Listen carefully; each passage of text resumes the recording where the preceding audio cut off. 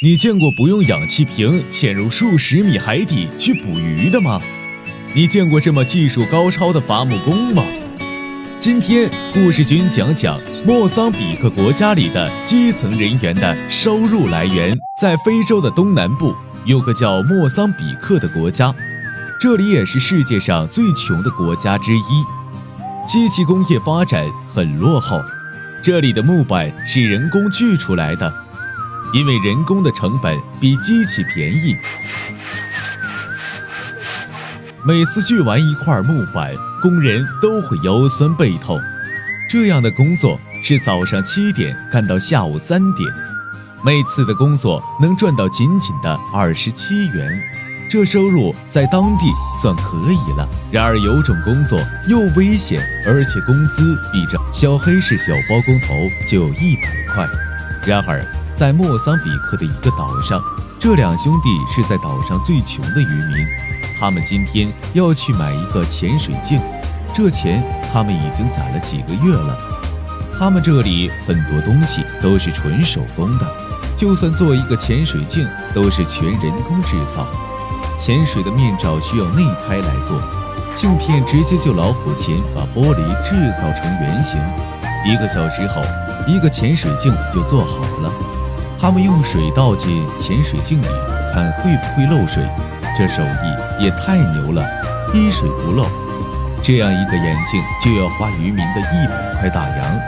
买了潜水镜后，他们开始出海打鱼。他们是最穷的渔夫，没有钱买发动机，只能靠手摇出大海。这次渔民还带上他10岁跟11岁的儿子一起捕鱼。然而人家的发动机船突突突的走得真快，还在嘲笑渔民的手动船。人力船只能出近点的海域捕鱼。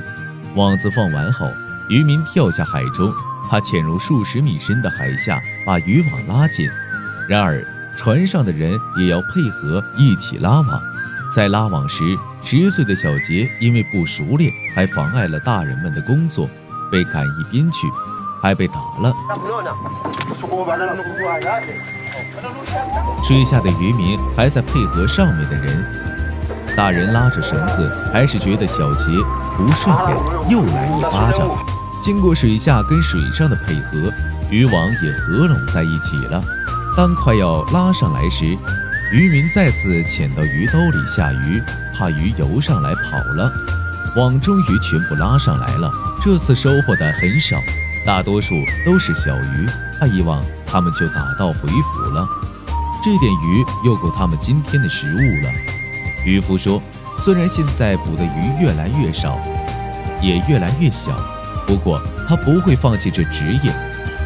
他还要将这船留给他这儿2个儿子，因为做渔夫最少不会饿肚子。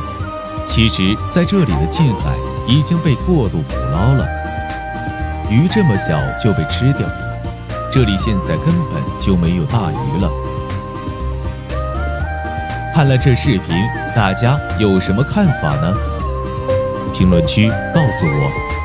这期就分享到这儿，关注我，下期更精彩。